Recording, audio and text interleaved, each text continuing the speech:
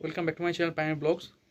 आज मैं RRB JE का सेकेंड डीवी होगा या नहीं उसके बारे में बताएंगे, क्योंकि बहुत सारे ऑलमोस्ट जिनका भी नहीं हुआ है वो बस यही देखना चाहते हैं कि उस आरआरबी जेई का सेकेंड डीवी होगा या नहीं, कोई चांस है होने का। तो मैं आपको बताना चाहूँगा ज़रूर आरआरबी जेई जो 2024 का है सेकेंड डीवी ज़रूर होगा। सेकेंड डीवी क्या थर्ड डीवी भी हो सकता है। ठीक है, तो मैं आपको पहले एक नोटिस मैं ज़्यादा उसमें बात नहीं करूँगा, मैं सीधा पॉइंट पे आता हूँ। देखिए, पहले मैं एक नोटिस यहाँ पे दिखाता हूँ। इसमें एक आरटीआई जारी हुआ था कि सेकेंड डीवी या थर्ड डीवी आ सकती है नहीं, तो उसमें मेंशन किया हुआ है कि हाँ यस इट इज़ एप्लीकेबल। उसमें वो जो आरटीआई है वो फेक नहीं, वो रियल है। ठीक है, तो उसमें लिखा है कि एप्लीकेबल है, बस उसमें ये मेंशन है कि रिप्लेसमेंट पैनल जो है वो एप्लीकेबल नहीं है।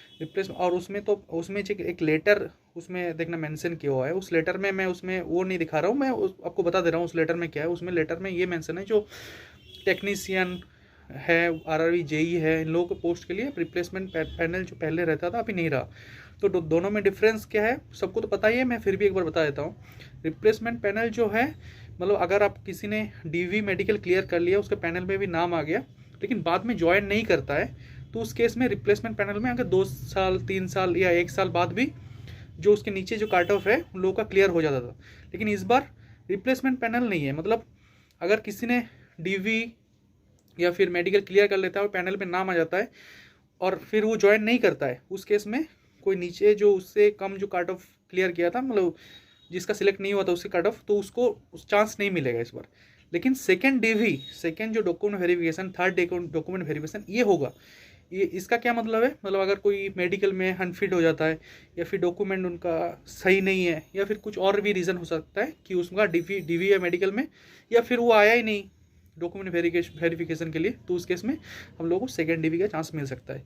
तो आरआरबी जेई का मैं बोलूँगा सेकेंड डीवी थर्ड डीवी भी हो सकता है। ठीक है, क्या तो मैं क्योंकि सबसे ज़्यादा कैंडिडेट जो है आरआरबी मुंबई है उसके रिगार्डिंग में बात कर रहा हूँ। ठीक है, पहले मैं आपको बता देना चाहता हूँ कि किस बेसिस पे मैं बोल रहा हूँ। एक तो रिसेंटली जो एग्ज़ाम हुआ था टेक्नीशियन गेट 3, उसका सेकेंड डीवी थर्ड डीवी, और ऑलमोस्ट आरआरबी मुंबई में टेक्नीशियन गेट 3 और आरआरबी जेई दोनों का जो वैकेंसी थी ऑलमोस्ट सेम है। वो 1700 समथिंग था, 1700, और आरआरबी जेई के 1300 के आसपास। तो मैं आपको पूरा डिटेल्स बताऊंगा, कैसे डेट बाय डेट कैसे टेक्नीशियन गेट 3 का सेकेंड डीवी हुआ, किस डेट पे हुआ, आप सुन लीजिए। जो टेक्नीशियन गेट 3 था उसका उसका जो फर्स्ट डीवी है, टेक्नीशियन गेट 3 की बात कर रहा हूँ 2024 की, जो फर्स्ट डीवी है वो नोटिस पब्लिश हुआ था 27/3 2025। तो फर्स्ट डीवी जो स्टार्ट हुआ था 15/4 15 अप्रैल को स्टार्ट हुआ था, और लास्ट जो डीवी डेट था वो है 22 मई तक 2025 को ये इसका लास्ट डीवी डेट था। लास्ट जो डेट था लास्ट कैंडिडेट का, जो पूरा एक टाइम रहता है ना, 15 तारीख से स्टार्ट हुआ था, 22 तारीख तक चला था, और लास्ट ब्लॉक डेट था 6 जून तक, 6 जून 2025 तक। ये आरआरबी टेक्नीशियन गेट 3 का जो लास्ट डीवी डेट था, जो ब्लॉक डेट था वो है 6 जून तक 2025 तक। ठीक है, तो उसके बाद रिजल्ट जो पब्लिश हुआ था फर्स्ट डीवी का वो है 21 जून को रिजल्ट पब्लिश हो गया था आरआरबी टेक्नीशियन गेट 3 का। फिर जैसे ही 21 तारीख को 21 जून को रिजल्ट पब्लिश हो गया, उसके बाद 2 दिन बाद ही नोटिस आ गई उसमें सेकेंड डीवी का। सेकेंड डीवी फिर स्टार्ट हुआ, 23 तारीख को नोटिस आया कि सेकेंड डीवी डेट के लिए जो ब्लॉक डेट है, जो किस डेट में आना है, वो 8/7 8 जुलाई को, 8 जुलाई के लिए सेकेंड डीवी के लिए डेट आ गया, और ये चला 10 जुलाई तक, जून जुलाई 7 तारीख 8 जुलाई को स्टार्ट हुआ, 10 जुलाई तक चला। और तो अब मैं ये जो भी बात कर रहा हूँ मैं आरआरबी मुंबई की रिगार्डिंग बात कर रहा हूँ, क्योंकि आरआरबी मुंबई का जो वैकेंसी है टेक्नीशियन गेट 3 और आरआरबी जेई के ऑलमोस्ट सेम है, इतने ही बंदे लिया गया था वहाँ पे।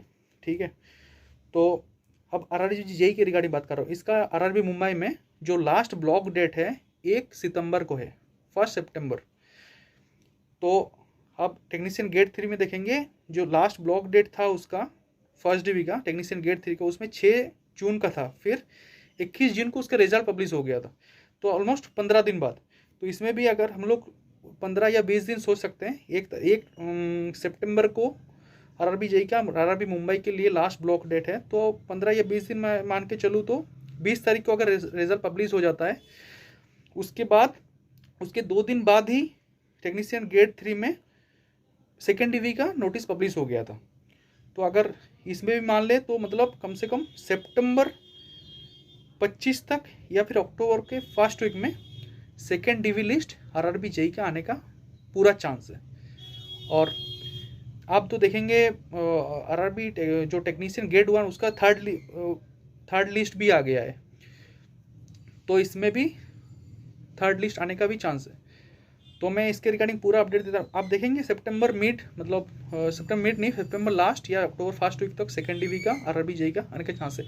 अब बात ये कि कब तक, कितने मेरिट इंडेक्स तक, मतलब मेरिट इंडेक्स कितना तो कम हो सकता है, तो मैं आरआरबी मुंबई के रिगार्डिंग में बात करूंगा। बाकी अपने हिसाब से, वैकेंसी के हिसाब से आप लोग बाकी जो आरआरबी जोन है उसमें सोच लेना, मतलब थोड़ा सा आइडिया लगा लेना। तो आरआरबी मुंबई की क्योंकि वैकेंसी सबसे ज़्यादा था, तो उस हिसाब से मैं बोलूँगा 10 से 12, इससे ज़्यादा नहीं जाएगा, 10 से 12 तक ही कम हो सकता है cut off marks merit index में।